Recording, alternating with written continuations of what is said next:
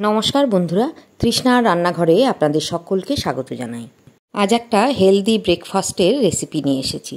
বাচ্চাদের টিফিনে দিতে পারেন অথবা সকালের জলখাবারে এই আইটেমটা খুব সহজেই বানিয়ে ফেলতে পারেন। দেখতে থাকুন আজকের রেসিপি। যারা এখনও আমার চ্যানেলটা সাবস্ক্রাইব করেননি, ইউটিউবে দেখে থাকলে নতুন বন্ধুরা প্লিজ সাবস্ক্রাইব করে নিন, আর ফেসবুক পেজে দেখলে চ্যানেলটা ফলো করার অনুরোধ রইল। এবারে আমি রেসিপিতে ফিরে আসছি।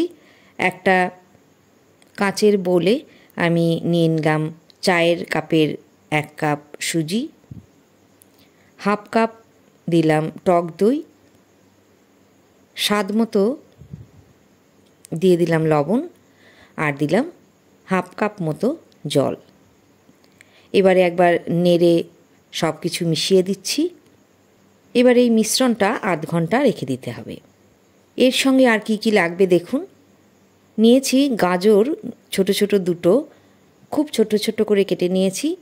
হাফ কাপ মতো ধনেপাতা কুচোনো আছে, একটা বড় সাইজের পেঁয়াজ কুচি, এখানে আছে 1 চামচ আদা কুচোনো, ফ্রেঞ্চ বিন আছে 2 টেবিল চামচ, ভেতরের পাল্পটা ফেলে দিয়ে একটা মিডিয়াম সাইজের টমেটো কুচি আছে, কাঁচা লঙ্কা কুচি আছে 5-6টা, একটা মিডিয়াম সাইজের ক্যাপসিকাম কুচোনো।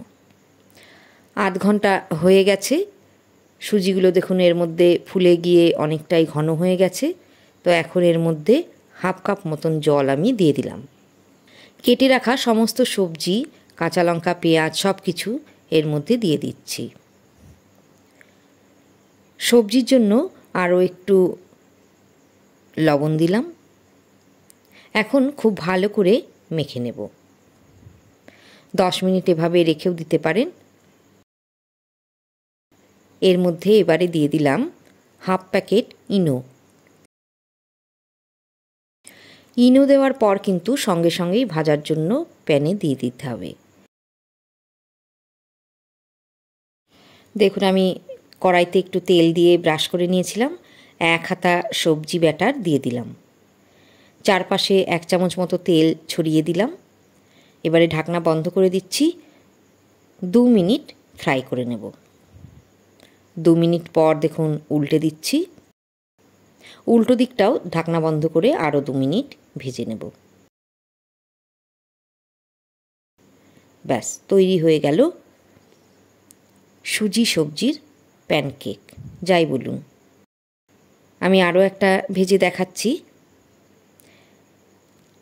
এই ভাজতে গিয়ে যদি দেখেন ব্যাটারটা আপনাদের কাছে পাতলা মনে হচ্ছে, তাহলে 2 চামচ মতো ময়দা মিশিয়ে দেবেন।